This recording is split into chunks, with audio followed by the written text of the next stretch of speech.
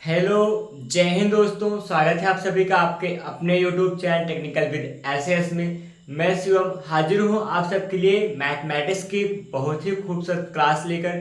दोस्तों, मैथ की आज पहली क्लास है। मैथ का जो मैं यहाँ पे बैच स्टार्ट किया हूँ, सो जीरो से लेकर अनंत तक की बात करेंगे। यहाँ पर मैथ में आपको बेसिक से लेकर एडवांस तक सारे के सारे कॉन्सेप्ट क्लियर किए जाएंगे। उसकी आज की पहली क्लास है।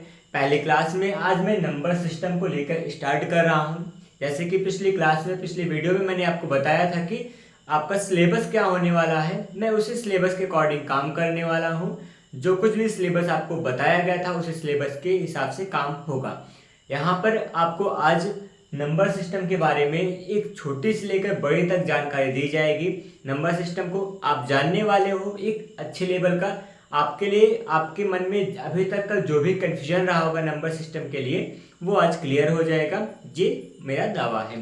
तो फिलहाल अगर आप वीडियो में नए हैं, क्लास पर अगर आप नए ज्वाइन हुए हैं, तो आप चैनल को सब्सक्राइब कर लीजिएगा, जिससे आने वाले समय में हर एक इंफॉर्मेटिव वीडियो, हर एक जानकारी की वीडियो, हर एक पढ़ाई से संबंध में जो भी वीडियो मेरी आए, आप उसके लिए अवेयर रहें, आप जान सके और आपके पास उसका नोटिफिकेशन पहुंच सके और आप उससे अनभिज्ञ ना रहें।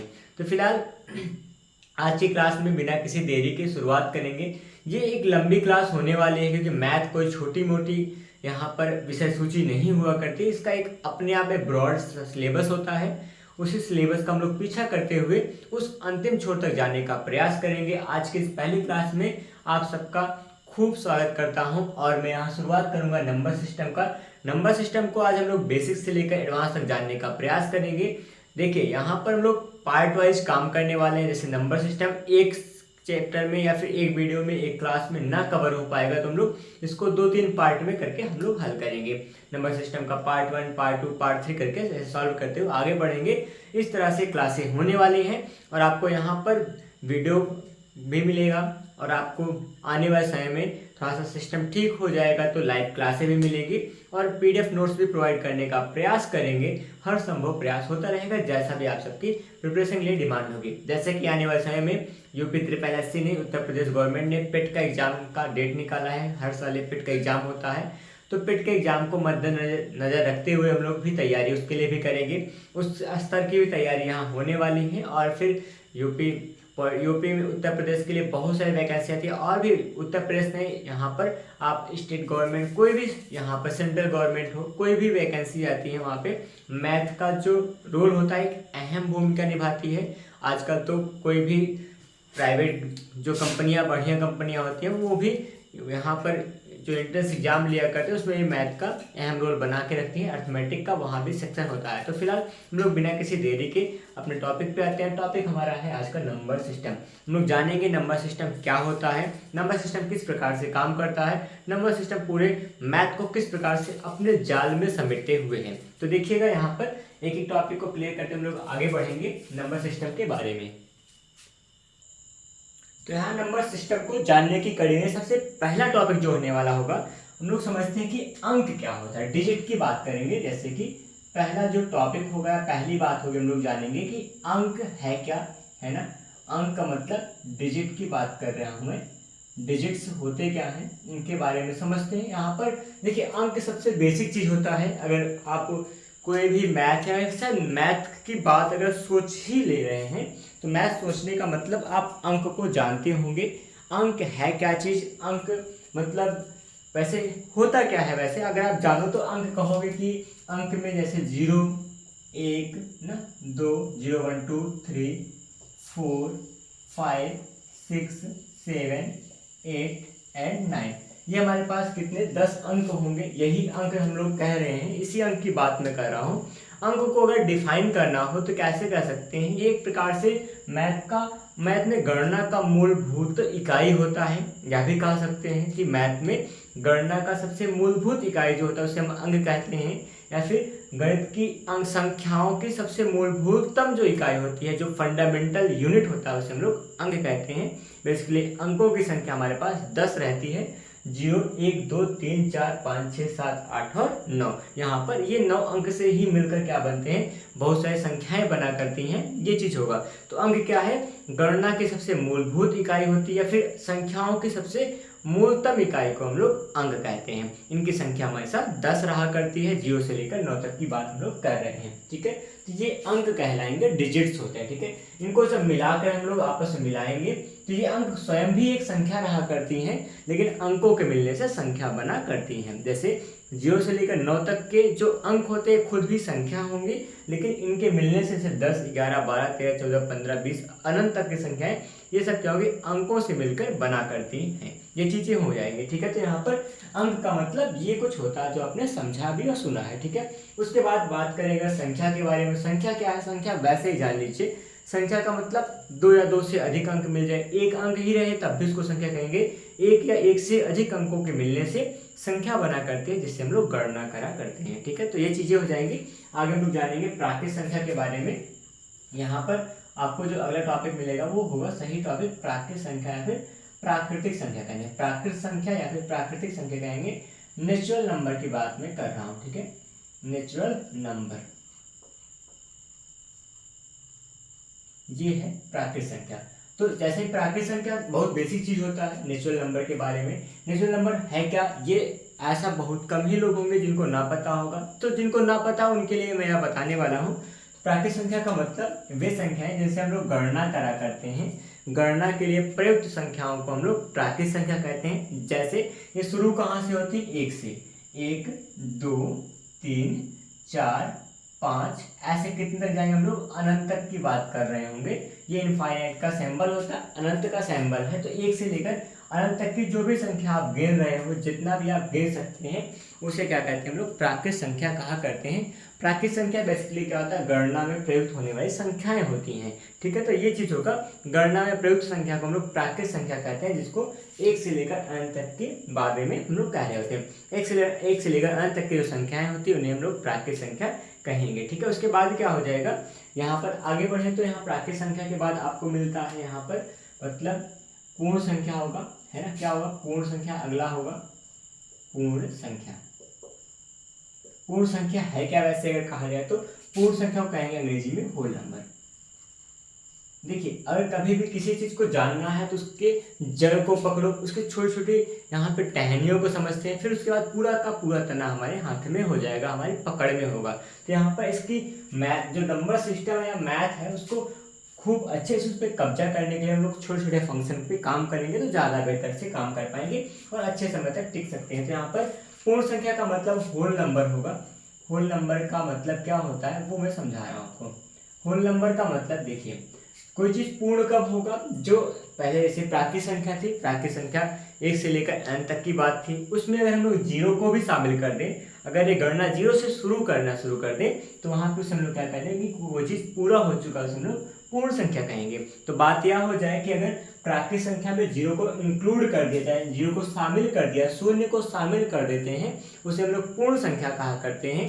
इसकी गणना कहाँ से होती है? 0, 1, 2, 3, 4 और 5 ऐसे कहाँ तक जाएंगे? ऐसे अनंत तक हम लोग जा सकते हैं। ये चीज होता है हमारा पूर्ण संख्या। पूर्ण संख्या का मतलब अगर प्राकृत संख्या में 0 को इंक्लूड कर दिया जाए, 0 को शामिल कर दिया जाता है तो वो पूर्ण संख्या बन जाती है। ये चीजें हो जाएंगी, ठीक है। तो यहाँ पे पूर्ण संख्या का कॉन्सेप्ट क्लियर हो चुका होगा, उम्मीद है, ठीक है।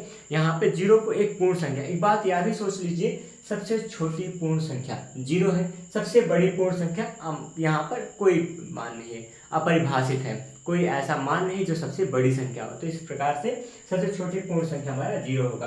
अच्छा, इसमें सबसे छोटी प्राकृत संख्या 1 हो जाएगी और सबसे बड़ी अनंत हुआ करते हैं, ठीक है, अपरिभाषित कहा करते हैं, ठीक है। आगे अगर देखें तो आगे हमारे पास मिलेगा पूर्ण संख्या के बाद हम लोग लेने वाले यहाँ पे पूर्णांक के बारे में बात करेंगे।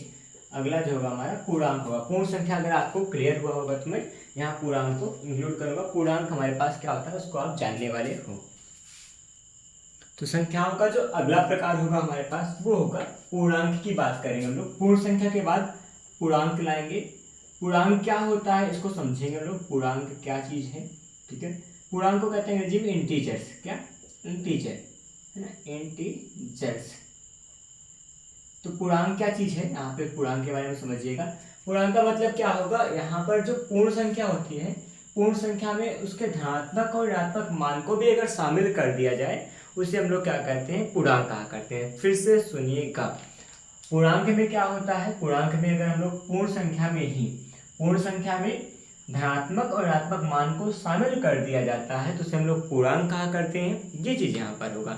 या फिर कह सकते हो पूर्ण संख्या के धनात्मक और ऋणात्मक मान को भी शामिल कर दिया जाए, पूर्ण संख्या के धनात्मक और ऋणात्मक मानों को क्या कहते हैं हम लोग, पूर्णांक कहा करते हैं। इसमें जीरो भी शामिल रहा करता है। तो फिलहाल पूर्णांक इस प्रकार से क्या बन जाएगा, 3 प्रकार का होता है। देखिए यहाँ पर पूर्णांक के प्रकार के बारे में कई प्रकार का मत है, मैं आपको सारे मत को समझाने वाला हूँ। यहाँ पर देखिए पूर्णांक के बारे में अगर आपको जानना हो तो पूर्णांक कितने प्रकार के होंगे, यहाँ मैं क्लासीफाई करके दिखाता हूँ।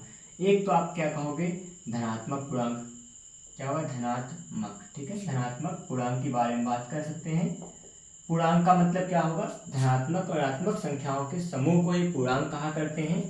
तो पूर्णांक के जो प्रकार होंगे मैं वो बताता हूँ आपको। पहला पूर्णांक क्या होगा, धनात्मक पूर्णांक होगा। दूसरा क्या कह सकते हो आप, ऋणात्मक कह सकते हैं, ठीक है। दूसरा क्या होगा, ऋणात्मक होगा।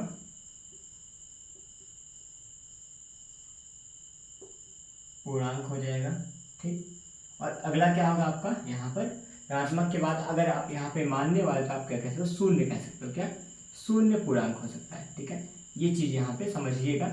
थोड़ा सा हल्का सा यहाँ पे मतभेद रहा करता है अक्सर कभी न कभी अलग अलग मत में, लेकिन यहाँ पे उसमें मतभेद को यहाँ पे पूरी तरह से दूर करूंगा। कौन कौन सा पूर्णांक होगा, धनात्मक पूर्णांक, ऋणात्मक पूर्णांक, उसके बाद क्या आ जाएगा, शून्य पूर्णांक होगा, ठीक है, शून्य पूर्णांक। तो ये हमारे पास होंगे। धनात्मक पूर्णांक क्या होते हैं, धनात्मक पूर्णांक का मतलब क्या होगा, जो जैसे पॉजिटिव में 1 2 3 4 5 एंड सो ऑन, कितना इनफाइनाइट तक जाएंगे तो हमारा क्या होगा, धनात्मक पूर्णांक होगा। प्लस 1 से लेकर अनंत तक की संख्याओं को हम लोग धनात्मक पूर्णांक कहा करते हैं, ठीक है। ऋणात्मक पूर्णांक का मतलब क्या होगा, ऋणात्मक पूर्णांक का मतलब -1 से लेकर अनंत तक की अगर हम लोग बात कर रहे होते तो उसे क्या कहेंगे हम लोग, ऋणात्मक पूर्णांक कहेंगे, ठीक है। यहाँ पे ये -1 2 3 4 5 6 7 8 माइनस में अनंत तक अगर जा रहे हो तो ये जो गणना की जाती है उसको हम ऋणात्मक पूर्णांक की कैटेगरी में रखा करते हैं। शून्य पूर्णांक में केवल क्या आता है, शून्य आया करता है, ये चीज होती है। आप यहाँ समझिएगा, यहाँ पर अभी नए मत के अनुसार थोड़ा मॉडिफाई किया गया है। इनके जो पूर्णांक के प्रकार होते हैं उनके प्रकारों की संख्या 5 बताई गई है। वो कैसे होता मैं वो समझाने वाला हूँ। 5 का मतलब क्या हुआ, देखिए धनात्मक ऋणात्मक शून्य, काम तो खत्म हो जाएगा। लेकिन यहाँ पर क्या हो सकता है, सोचिए, यहाँ पर 2 नए नाम और आ रहे हैं। उन नए नाम को मैं यहाँ वैकल्पिक रूप में नीचे लिख रहा हूँ, उसको आप समझिएगा। यहाँ पे वो क्या होंगे, जैसे यहाँ कहेंगे हम लोग धनेतर पूर्णांक है, क्या, धनेतर पूर्णांक कहते हैं। धनेतर का मतलब क्या होता है, यहाँ पे एक बात यहाँ पे इसको स्पष्ट समझिएगा, धन के इतर, धनेतर पूर्णांक का मतलब धन के इतर जो पूर्णांक होंगे उसे क्या कहेंगे हम लोग, धनेतर पूर्णांक कहा करते हैं। और यहाँ पर दूसरा क्या हो जाएगा, ऋणेतर का मतलब ऋणेतर पूर्णांक, दूसरा होगा ऋणेतर पूर्णांक। देखिएगा यहाँ पर दोनों नाम यहाँ पे नए नाम हैं, ये नाम अक्सर बहुत कम मिला करते हैं। अब यहाँ पे समझिएगा दोनों को यहाँ पे लाया क्यों गया है और ये है क्या वैसे। तो ऋणेतर पूर्णांक एक होगा, एक धनेतर पूर्णांक होता है। ऋणेतर का मतलब ऋण के इतर, ऋण के इतर का मतलब ऋण के अलावा। ऋण के अलावा क्या होगा, ऋणेतर में क्या होगा, ऋण को छोड़ दिया जाएगा। ऋणेतर पूर्णांक में ऋण को छोड़ दिया जाएगा, क्या आएगा, पॉजिटिव आएगा और इसके साथ में क्या होगा, 0 आएगा। यहाँ पे एक बात समझिए, ऋणेतर पूर्णांक का मतलब ऋण के इतर का मतलब अलावा। ऋण के अलावा होता क्या है, धनात्मक और शून्य होता है। यहाँ पे ऋणेतर पूर्णांक किसे कहेंगे, धनात्मक पूर्णांक और में शून्य को शामिल कर दिया जाए, धनात्मक पूर्णांक में शून्य को शामिल कर दिया जाए उसे ऋणेतर पूर्णांक कहा करते हैं। एक अगली बात क्या होगी, यहाँ पे धनेतर का मतलब धन के इतर, धन के अलावा क्या होगा, ऋण होता है और क्या होता है, 0 हो जाएगा। तो यहाँ पे अगर धनेतर की बात की जाए तो क्या होगा, ऋणात्मक पूर्णांक में शून्य को शामिल कर दिया जाए तो उसे हम लोग धनेतर पूर्णांक कहते हैं। अब यहाँ पर सोचिएगा, ये धनात्मक ऋणात्मक और शून्य क्या है, स्वतंत्र रूप से अपने आप से बनने वाला पूर्णांक का प्रकार है। जबकि ऋणेतर और धनेतर क्या है, 2 प्रकार के पूर्णांकों का संयोग होता है। इसलिए ये क्या है, थोड़ा नया है, इसको बोलने की भाषा में नए रूप में लाए गए हैं। और यहाँ पे दो प्रकार के पूर्णांकों का कॉम्बिनेशन है, इसलिए सबसे हटकर है, नया है और ये प्रचलन में अभी नया आ रहा है धीरे धीरे, इसलिए यहाँ पे इसका मैंने जिक्र कर रखा। ठीक है, बाकी पूर्णांक हमारे पास बेसिकली 3 प्रकार के होते हैं, होते थे और होते ये भी रहेंगे हमेशा, लेकिन यहाँ पे 2 प्रकार जो एक्स्ट्रा आ रहा है, जो कहीं मिला करता है वो धनेतर और ऋणेतर हुआ करता है, या फिर अशून्य। एक बात और होता है, कोई कोई कहीं कहीं किताबों में 5वां के बाद 6ठा प्रकार भी देते हैं, कौन सा? अशून्य प्रकार, अशून्य पूर्णांक होता है। ये क्या चीज होगा मैं उसको भी दिखा देता हूँ, कंफ्यूजन बिल्कुल नहीं होने पाएगा। अशून्य पूर्णांक, अशून्य पूर्णांक, अशून्य पूर्णांक का मतलब क्या होगा यहाँ पे समझिए। अशून्य का मतलब जिसमें शून्य ना हो, शून्य नहीं होगा तो कौन सा हो जाएगा? धनात्मक होगा, ऋणात्मक होगा, पर जीरो नहीं होगा। स्पष्ट है, बातों से स्पष्ट होगा। धनेतर का मतलब धन के इतर, धन के अलावा ऋण होगा, शून्य होगा। और उसके बाद क्या होगा? ऋणेतर का मतलब ऋण के इतर, ऋण के अलावा धन होगा और शून्य होगा, ये चीज होगा। अशून्य का मतलब शून्य नहीं होना चाहिए, क्या होगा? धनात्मक और ऋणात्मक पूर्णांकों को अशून्य पूर्णांक कहते हैं, ये चीज होगा यहाँ पर। तो यहाँ पे मैंने आपको सारा कुछ डिटेल बताया कि पूर्णांक के यहाँ पे 3 प्रकार से 6 प्रकार कैसे बना करते हैं, इन सब का आपस में कॉम्बिनेशन जो होता है वो यहाँ पे 6 प्रकार बना के लाता है। फिलहाल होते हैं मूलतः 3 प्रकार के पूर्णांक। ठीक है, क्लियर हुआ? उम्मीद है कि आपको ये सारी चीज़ें आई होंगी, ये सब कुछ समझ में आ गया होगा। अब आप इसको स्क्रीनशॉट लीजिए या फिर अपनी कॉपी वगैरह उतारे हो तो आप कर सकते हैं, क्योंकि ये सब जो भी एनालिसिस किया गया है बड़े काम का है, ये काम का रहता है। ठीक है, तो आप इसको नोट कर सकते हैं अपने कॉपी में, अगर आप नोट्स बना के रखे हैं। आप देखिए, एक बात यह सुझाव दूंगा कि आप नोट्स बनाने का प्रयास करें, आप लिखा करें, साथ में चीज़ों को समझा करें, तो थोड़ा सा क्लियरिटी याद आ जाएगी। ठीक है, तो आप नोट्स बना के रखा करें, तो उससे क्या होगा, कुछ न कुछ ज़्यादा ना ज़्यादा कुछ आपको ज़्यादा से ज़्यादा फायदा हो जाएगा। फिलहाल आप स्क्रीनशॉट ले सकते हैं, फिर आप जो कुछ भी करिए कर सकते हैं। ठीक है, तो आगे बढ़ेंगे हम लोग यहाँ पर। इसके बाद का जो टॉपिक होगा वो टॉपिक होगा, मैं इसको इरेज करके समझाता हूँ। यहाँ पर हम लोग कहाँ तक पहुँचे हैं? पूर्णांक तक पहुँच गए। पूर्णांक के आगे के बारे में बात हम लोग करेंगे। ठीक है, ये चीज़ें हटा देता हूँ।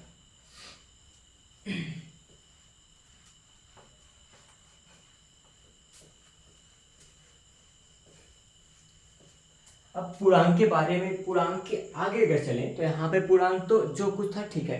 पूर्णांक के बाद हमारे पास होता है सम संख्या, इन सब के बारे में बात कर लेते हैं। पूर्णांक के बाद अगर आएगा तो सम पूर्णांक आएगा, या फिर सम संख्याएं कहेंगे, सम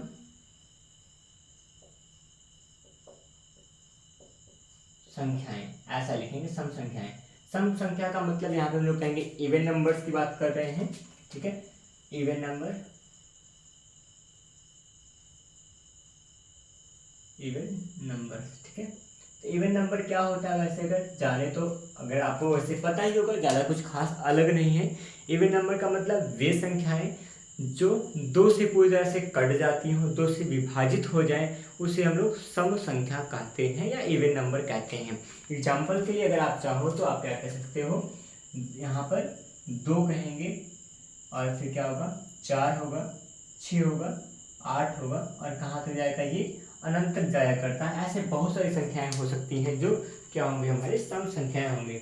2 से विभाजित होने वाली सभी संख्याएं क्या होती हैं, सम संख्या कहलाती हैं। ये धनात्मक भी हो सकती हैं और ऋणात्मक भी हो सकती हैं, कोई भी सम संख्या हो सकती है। ठीक है, तो ये चीज़ें हो जाएंगी।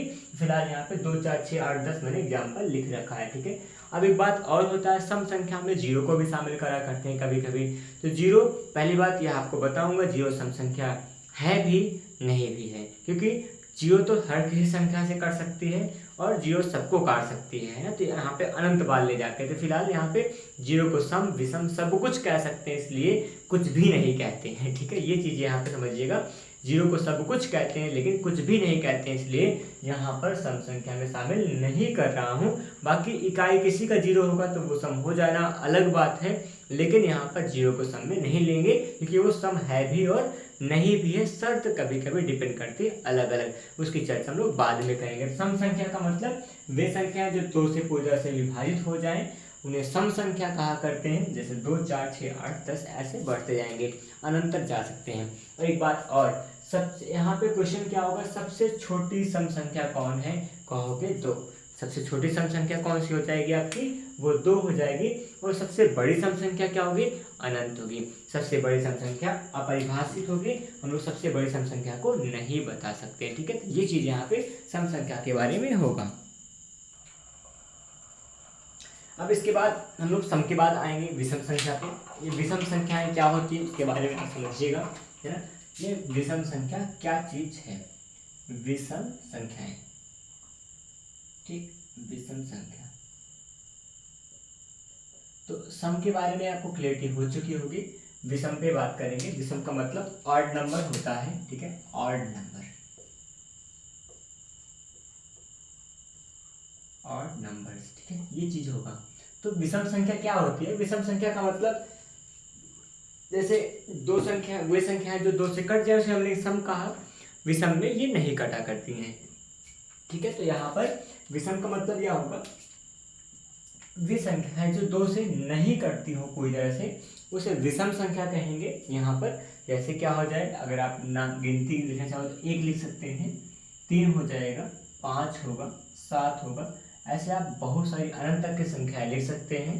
तो ये सभी संख्याएं जो हैं वो 2 से पूरी तरह से नहीं कटेंगी, तो ये चीज होगा। तो यहाँ पर विषम संख्या का मतलब वे संख्याएं जो 2 से पूरी तरह ना कटा करें, उन्हें हम लोग क्या कहेंगे, 2 से पूरी तरह विभाजित ना हो, उन्हें हम लोग विषम संख्या कहा करते हैं। सबसे छोटी विषम संख्या क्या होती है, 1 होती है। और सबसे बड़ी विषम संख्या क्या होगी, अनंत होगी, अपरिभाषित होगी, या फिर उसको हम लोग गणना नहीं कर सकते, बहुत बड़ी हो सकती है। ठीक है, तो ये चीज होगा।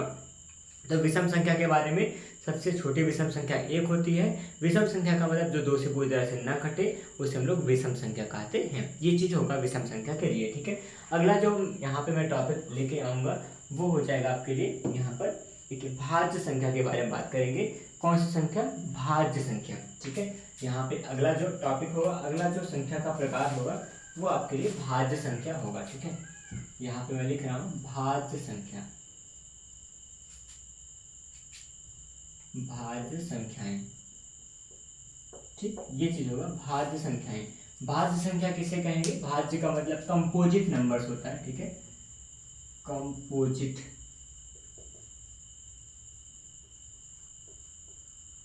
नंबर्स। ठीक है, भाज्य संख्याएं की बात करेंगे हम लोग। भाज्य संख्या होती क्या है उसको आप समझिएगा। भाज्य का मतलब वे संख्याएं जो 1 से, स्वयं से, इसके अतिरिक्त अन्य किसी और संख्या से भी क्या हो जाए, विभाजित हो जाए, उन्हें क्या कहेंगे, भाज्य संख्या कहेंगे। समझिएगा फिर से बातों को। जैसे क्या हो, यहाँ पर वे संख्याएं जो 1 से कट जाए और क्या हो जाए, स्वयं से कट जाए। ठीक है, एक स्वयं के अतिरिक्त क्या हो जाए, अन्य से भी कटे, अन्य किसी संख्या से भी वो विभाजित हो जाए, उन्हें क्या कहते हैं हम लोग, भाज्य संख्या कहते हैं। वे संख्या जो 1 से, स्वयं से, इसके अलावा अन्य किसी अन्य संख्या से भी वो क्या हो, विभाजित हो जाए, उन्हें हम लोग भाज्य संख्या कहते हैं। जैसे एग्जाम्पल के लिए अगर आप देखना चाहते हो तो आप सबसे पहले जो आप नाम गिनोगे, जैसे देखिए यहाँ पे मैं गिनती लिख देता हूँ। ठीक है, आपको यहाँ पे समझना है, गिनती में लिख रहा हूँ। यहाँ पे 5, 6, 7, 8, 9, यहाँ पे 9 तक लिखा गया है ना, 9 तक गिनती लिखी गई है। यहाँ पे आप यहाँ ये चुनने वाले हो कि भाज्य संख्या कौन है। भाज्य संख्या का मतलब 1 से कटेगी, स्वयं से कटेगी और अन्य किसी और से भी कट जाएगी। तो चलिए देखते हैं। 1 तो 1 होगा, 1 और स्वयं स्वयं ही हो जाएगा, अन्य किसी से 1 नहीं कटता, इसलिए 1 क्या है, भाज्य नहीं है। 2 के बारे में बात करेंगे। 2 को 1 से काट सकते हैं और स्वयं से काट सकते हैं, लेकिन इसके अलावा अन्य किसी से नहीं काट सकते, इसलिए भाज्य नहीं है। 3 की बात कर लीजिए। 3 को क्या कर सकते हैं, 1 से काट पाएंगे, स्वयं से काट पाएंगे, लेकिन अन्य किसी से नहीं काट पाएंगे। और 4 के बारे में बात करें, 1 से कट जाएगा और 4 स्वयं से कट जाएगा, इसके अलावा किससे कटेगा, ये 2 से भी विभाजित कर सकते हैं। 1 से कटेगा, 2 से कटेगा, 1 से कटेगा, 4 से कटेगा, 1 से कटेगा, स्वयं से कटेगा, इसके अलावा 2 मतलब अन्य से भी कट रहा है, इसलिए क्या होगा, ये वाला हमारा भाज्य हो जाएगा। ठीक है, और 5 के बारे में बात करें। 5 1 से कटेगा, स्वयं से कटेगा, इसके अलावा किसी से नहीं कटेगा, लेकिन 6 कट जाएगा, 1 से कटेगा, स्वयं से कटेगा, इसके अलावा किसी अन्य संख्या से भी कट जाएगा, इस प्रकार से। लेकिन ये नहीं कटेगा, ऐसे करते करते 9 कट जाएगा ना, ये सब संख्याएं कट जाएंगी, जबकि ये नहीं कटेंगे। तो यहाँ पर आप क्या देख पा रहे हो कि कुछ संख्याएं ऐसी हैं जो क्या होगी, किसी एक से कट रही है, स्वयं से कट रही है, इसके अलावा अन्य संख्या से भी कट जा रही है, विभाजित हो जा रही है, इसका मतलब वो भाज्य होगा। और जो नहीं कटेगा किसी अन्य संख्या से, वो क्या हो जाएगा, अभाज्य हो जाएगा। ठीक है, यहाँ पे ये चीजें हो जाएंगी तो हमारे पास यहाँ पे भाज्य का मतलब, यहाँ पे एग्जाम्पल में एक आध दो देख के दिखाता हूँ। भाज्य में ये सबको इरेज कर लो तो एग्जाम्पल दें। एग्जाम्पल भाज्य का जो होगा वो एक और स्वयं के अलावा अन्य से कटेगी, वही भाज्य कहलाएगी। और यहाँ एग्जाम्पल अगर आप लिखना चाहो तो कह सकते हो 4, 6, 8, 9, 10, 12, 14, 15, ऐसे आप बनाते जाओगे, बहुत मिलेगा ना। तो ये सब भाज्य संख्या होंगी।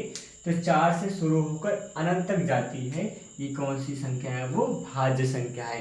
भाज्य संख्या के बारे में फिर से क्लियरिटी एक बार और लाऊंगा। ऐसी संख्याएं जो एक से भी कट जाए, खुद से भी कट जाए, इसके अलावा किसी अन्य संख्या से भी कट जाती हो भाग जाने पर, उन्हें हम लोग भाज्य संख्या कहते हैं। जैसे 4 में वो खूबी है, 1 से कटेगा, 4 खुद से कटेगा, इसके अलावा 2 से कटता है, 2 दूना 4 हो जाएगा। इसलिए क्या है हमारे पास ये जो 4 है वो भाज्य संख्या है। बात करेंगे 6 की। 6 भी क्या है, 6 भी कुछ इसी प्रकार की व्यवस्था बनाता है।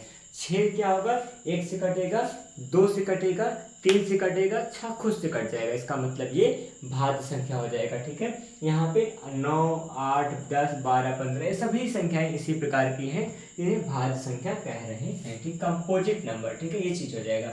अब यहाँ पे एक बात और है कि अगर क्या कह सकते हो, एक अच्छा नई परिभाषा एक बना सकते हैं।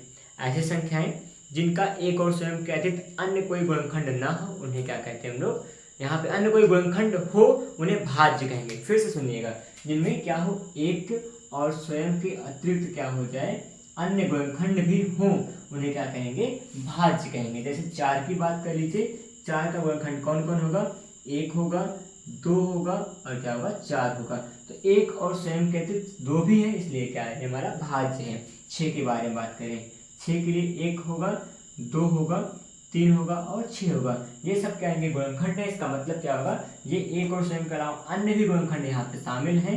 इसका अर्थ क्या है, ये हमारे पास भाज्य संख्या है। तो गुणनखंड के चक्कर में, ये गुणनखंड के फॉर्मूले से, गुणनखंड के कॉन्सेप्ट पर भी हम लोग इसको भाज्य को परिभाषित कर सकते हैं। अब यहाँ पे इंटरेस्टिंग फैक्ट यह होने वाला है कि सबसे छोटी भाज्य संख्या क्या होती है, कहोगे 4। गलती से कभी भी 2 ना कहिएगा, आप सम के चक्कर में फंस कर कह सकते हैं, क्योंकि 1 से कटेगा, 2 से कट जाएगा और फिर क्या होगा, गड़बड़ कर दोगे। तो भाज्य संख्या का मतलब वो होगा जो स्वयं के अलावा किसी अन्य से भी कटेगा। और सबसे छोटी भाज्य संख्या हमारे पास 4 है। सबसे बड़ी भाज्य संख्या अनंत होती है, उसकी कोई सीमा नहीं होती है। सबसे छोटी भाज्य संख्या 4 है। सबसे छोटी सम भाज्य संख्या 4 है। सबसे छोटी विषम भाज्य संख्या, सुनिएगा शब्दों को, सम भाज्य संख्या 4 छोटी वाली, सबसे छोटी विषम भाज्य संख्या 9 है। विषम भी है, भाज्य भी है और इन सब में छोटी है। ठीक है, ये चीज हो जाएगा। सबसे छोटी सम भाज्य संख्या 4 और विषम भाज्य संख्या 9 होगा। ये चीज आप यहाँ पे ध्यान रखेंगे। ये सब केवल कॉन्सेप्ट पे होता है, केवल देख कर ही आप बता सकते हैं। चीजों को सीखे रहेंगे तो काम कर सकते हैं। तो फिलहाल ये था आपका भाज्य और अभाज्य का चक्कर। यार अभी अभाज्य का चक्कर तो चलेगा। ठीक है, तो यहाँ पे दूसरा क्या होगा हमारे पास, अभाज्य संख्या के बारे में बात करेंगे। अभाज्य संख्याएं, ठीक है, कौन सी संख्या है, अभाज्य संख्याएं। भाज्य का तो हो चुका काम तमाम, निकालेंगे अभाज्य संख्याएं। ठीक है, अभाज्य संख्याएं। अभाज्य संख्या को हम लोग कहते हैं प्राइम नंबर्स कहा करते हैं। ठीक है, ये क्या होगा, प्राइम नंबर हुआ, प्राइम नंबर। ठीक, तो यहाँ पे प्राइम नंबर के बारे में आप क्या जानिएगा। यहाँ पे प्राइम नंबर का मतलब क्या होगा, अभाज्य संख्या कहते हैं जो भाज्य का बिल्कुल हटकर उसका उल्टा व्युत्क्रम हुआ करता है। अभाज्य संख्या का मतलब वे संख्याएं जो एक और स्वयं के अतिरिक्त किसी और से नहीं कटती हो, उन्हें अभाज्य संख्या कहते हैं। एक और स्वयं के अतिरिक्त अन्य किसी से ना कटे, उन्हें क्या कहेंगे हम लोग, अभाज्य संख्या कहते हैं। जैसे क्या हो जाएगा जी, यहाँ पर 2 होगा, पहली संख्या होगी, और फिर 3 होगा, 5 होगा, 7 कह सकते हैं। ठीक है, और 11 हो जाएगा, और 13 होगा, और 17 होगा, फिर 19 कह लीजिएगा, फिर 23 कह लेंगे। ठीक है, और फिर इसके बाद हो जाएगा आपके पास 24, 25, 26, 27, 28, 29 हो जाएगा। ऐसे आप अनंत तक बहुत बढ़ते जाइएगा तो ये सब मिलता जाएगा फिलहाल। तो अभाज्य संख्या किसे कहते हैं?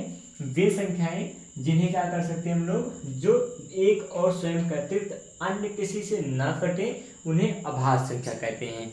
एक से कटेगा, स्वयं से कटेगा, इसके अलावा किसी और से नहीं कट पाएगा, उन्हें अभाज्य संख्या कहेंगे ना, प्राइम नंबर होता है। अब आप यहाँ देखिए, 2 किसी से कटेगा नहीं, केवल खुद से कटेगा, 1 से कटेगा 3, वही सीन है। 5, 7, 11, यहाँ 13, 19, 17, इन सब का भी वही चक्कर है। 1 से कटेगा, खुद से कटेगा, इसके अलावा किसी और से नहीं कटेंगे। ऐसा भी कह सकते हैं जिनके गुणनखंड में क्या हो, जिनका गुणनखंड में एक और स्वयं ही शामिल हो, उन्हें क्या कहेंगे हम लोग, अभाज्य संख्या कहा करते हैं। ये चीज होगा।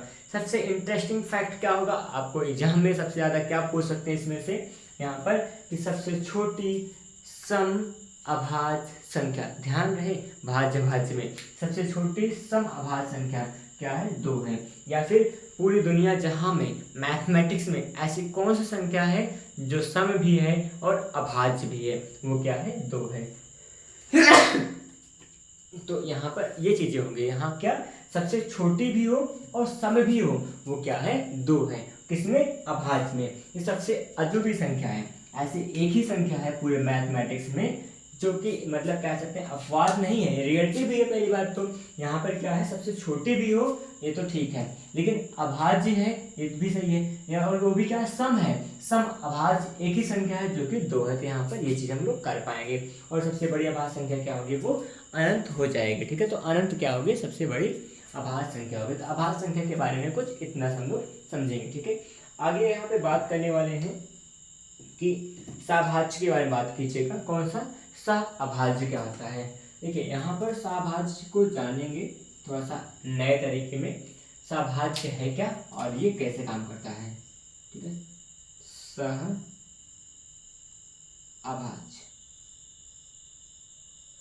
ठीक संख्याएं, ये होगा सह-अभाज्य संख्या कह लीजिए। ठीक है, या फिर आप इसको कह सकते हैं कि ना, मतलब कि को प्राइम नंबर, हाँ को प्राइम नंबर कह सकते हैं। ठीक है, को प्राइम नंबर कह लीजिएगा। ठीक है, और फिर देखिए इसका और भी नाम मैं बताता हूँ, सह-अभाज्य कहें। ठीक है, सह-अभाज्य का मतलब साथ में अभाज्य संख्याएं हो, 2 संख्याओं का जोड़ा हो जो आपस में क्या हो, अभाज्य हो, ये चीज होगा। इसको एक नया नाम दे सकते हैं क्या, असहभाज्य। क्या, असहभाज्य संख्या। अगर कोई शब्दों में फंसाना चाहेगा तो वो ऐसा बोलेगा, असहभाज्य संख्या क्या होता है। को प्राइम नंबर की बात करें हम लोग यहाँ पर, तो कैसे बात हो जाएगी सुनिएगा। जैसे असहभाज्य और सह-अभाज्य। सह-अभाज्य का मतलब साथ में होगा, 2 संख्याओं का जोड़ा होगा जो कि क्या होंगे, आपस में अभाज्य होंगे, ये कह रहा है। लेकिन नीचे वाला इसके बगल में क्या कह रहा है, असहभाज्य। असहभाज्य, असह माने साथ में नहीं होगा, क्या होगा, भाज्य। भाज्य होगा बट साथ में भाज्य नहीं होगा ना। यहाँ पर क्या होगा सुनिएगा, सह-अभाज्य का मतलब 2 संख्याओं का जोड़ा जो होगा साथ में होगा और वो अभाज्य रहेगा, ये चीज कह रहे हैं। यहाँ पे क्या है, 2 संख्याओं का जोड़ा ऐसा होगा जो भाज्य नहीं होगा, असह कह रहे हैं, मतलब ऐसा साथ नहीं होगा जो भाज्य संख्याएं होंगी, वो क्या होंगे, अभाज्य की बात करें। तो यहाँ पर ये दोनों शब्दों का मतलब यही कि शब्दों का फेर है। यहाँ पर आ यहाँ पे भाज्य में लगा, यहाँ आ क्या है, सह में लग गया। बस यहाँ पर साथ नहीं होगा किनका, भाज्य संख्याओं का। साथ नहीं होगा किनका, भाज्य संख्याओं का। यहाँ पर साथ होगा क्या होगा, अभाज्य संख्याओं का। अच्छा, भाज्य संख्याओं का साथ नहीं होगा तो किसका होगा, अभाज्य का होगा। जैसे मैं दिखाता हूँ, ऐसे 12 हो गया और क्या कर दीजिए आप, यहाँ पर कुछ और ना 17 कर दे। देखिए 12 17 हो गया, ये भी चलिए मान लीजिए 12 और 17 क्या है, आपस में ऐसे पेयर हैं 2 संख्याओं के जो कटेंगे नहीं, जिनका ऐसी 2 संख्याओं का जोड़ा, ऐसी संख्याओं का जोड़ा, ऐसे संख्याएं जो क्या हो, जिनका मासा 1 होता है, उन्हें क्या कहते हैं हम लोग, सभाज्य संख्याएं कहते हैं या फिर असहभाज्य संख्याएं कहते हैं। ऐसी संख्याएं जिनका क्या हो, मासा एक होता है, उन्हें क्या कहेंगे हम लोग, असहभाज्य या फिर सहअभाज्य संख्या कहते हैं। जैसे 17 और 12 की बात करें, इनका मासा क्या होगा, हमेशा एक होगा। और फिर इसमें सबसे काफ़ी इंटरेस्टिंग फैक्ट मैं बताने वाला हूँ, उससे पहले कुछ और सोच लीजिए। जैसे 12 और 23 कुछ भी कह लीजिए, आपस में नहीं कटने वाला है। 12-23 कभी नहीं कटेगा, एक भी कुछ नहीं कटेगा, इनका मासा क्या आएगा, एक आएगा।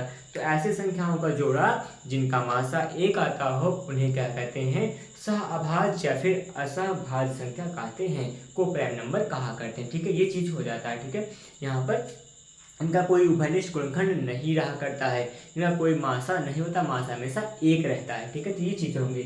और एक बात सबसे इंटरेस्टिंग बात है कि प्रत्येक क्रमागत संख्याएं हमेशा एक दूसरे की सहअभाज्य होती हैं। जैसे 1 और 2 है ना, और फिर 3 और 4, 2 और 3 कुछ भी मान लीजिएगा, 4 और 5, 5 और 6, ये सब जितने भी मैं जोड़ा लिख रहा हूँ, जितने पेयर लिखा गया है, ये सब आपस में एक दूसरे से नहीं कटेंगे, इन सब का मास हमेशा एक आएगा। तो यहाँ पे क्या होगा, उन्हें हम लोग सहअभाज्य या फिर असहभाज्य संख्या कहा करते हैं। तो यहाँ पे इस प्रकार से ये संख्याओं का कुछ ये जोड़ा था जिनको हम लोग अभी तक पढ़े, सम विषम भाज्य अभाज्य तक की बात हम लोग कर चुके हैं, सहभाज्य भी पढ़ा जा चुका। तो यहाँ तक ये चीजें होगी, उम्मीद है आपको सब कुछ क्लियर हो रहा है। जरा से भी कहीं कन्फ्यूजन होगा तो आप जरूर कमेंट में बताइएगा, मैं कुछ और क्लियरिटी लाने का प्रयास करूंगा। आगे अगला जो टॉपिक मेरे पास मिलने वाला है वो मैं यहाँ लेके आता हूँ परिमेय संख्या के बारे में।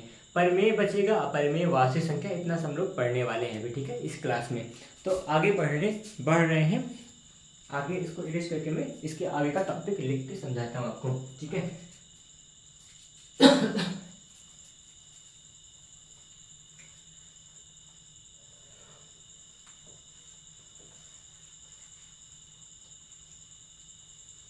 इसके बाद लिख आएगा हमारे पास परिमेय संख्या। क्या, परिमेय संख्या। ठीक है, रेशनल नंबर कहते हैं।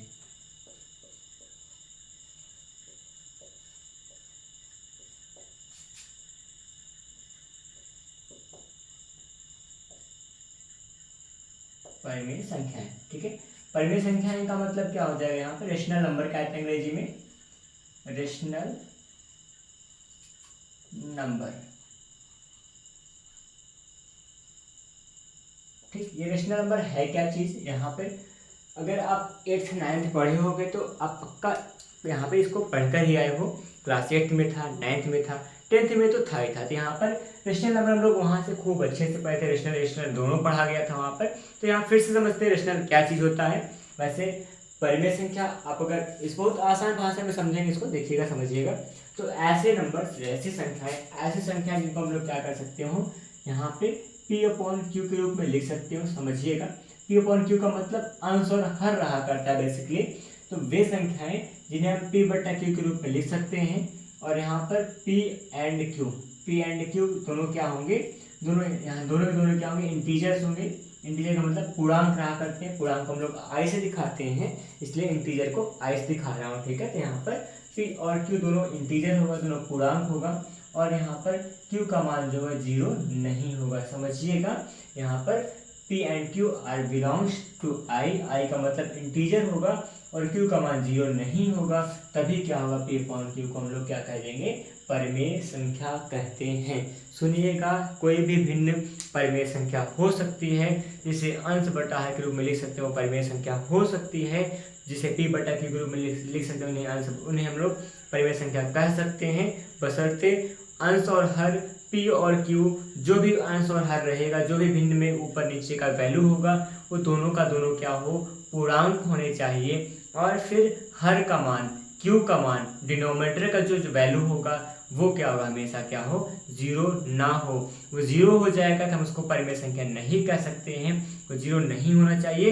ये पॉजिटिव में हो, नेगेटिव में, कुछ भी हो चलेगा, लेकिन पूर्णांक हो।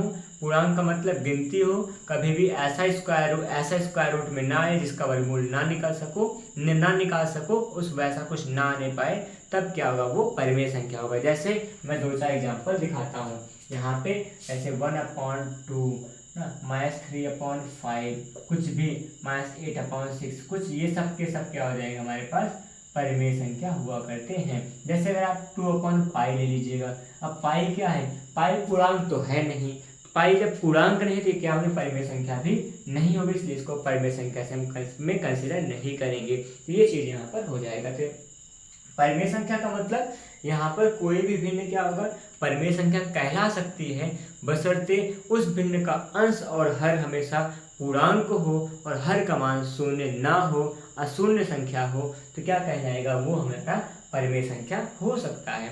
इसी के परिप्रेक्ष्य में इसका व्युत्क्रम जो होगा उसे हम लोग क्या कहते हैं, अपरिमेय संख्या कहा करते हैं। कौन सा, अपरिमेय संख्या कहते हैं।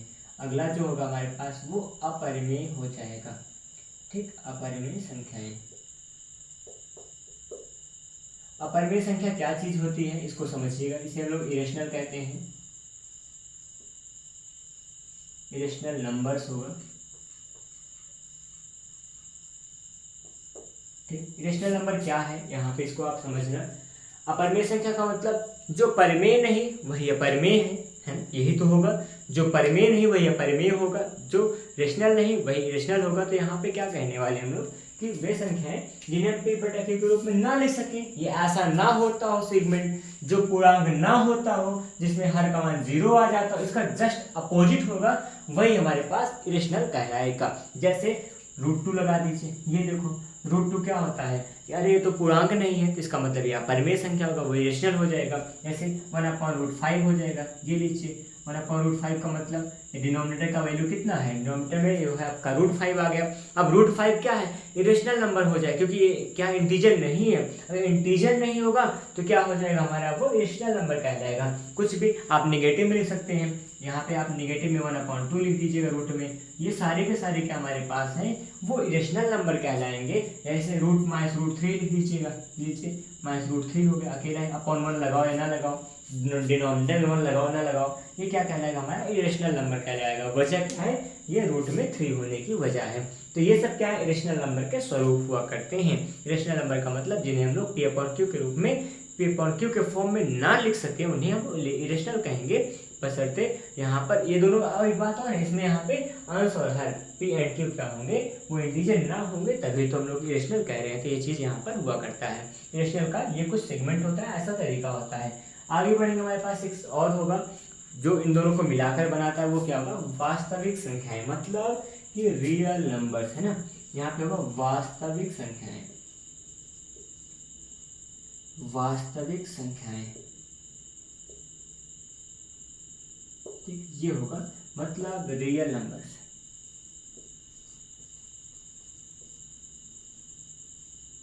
अब देखिए ये क्या चीज है, रियल नंबर एकदम नया हटकर है ना, सबसे हटकर है। तो यहाँ पे क्या बनेगा, रियल नंबर का मतलब ऐसे नंबर जो रियल में हो, जो वास्तव में हो, जिनकी कुछ वैल्यू होती हो, जिनका कुछ मान निकल सकता है, उन्हें क्या कहेंगे, वास्तविक संख्या कहते हैं। मतलब इसको थोड़ा समझिए अलग अन्य भाषा में, तो कहेंगे परिमेय और अपरिमेय संख्याओं के संग्रह को क्या कहेंगे, वास्तविक संख्या कहते हैं। क्या, परिमेय और अपरिमेय संख्याओं के समूह को वास्तविक संख्या कहेंगे ना। क्या होगा, collection of rational number and irrational number are known as real numbers, ऐसा कहा करते हैं। तो यहाँ पे परिमेय और अपरिमेय संख्याओं का जो कलेक्शन होगा, जो ग्रुप होगा, जो समूह होगा, वही क्या होगा, हमारा वास्तविक संख्या होगा। तो परिमेय को भी वास्तविक कहेंगे और अपरिमेय को भी हम लोग वास्तविक संख्या कहा करते हैं।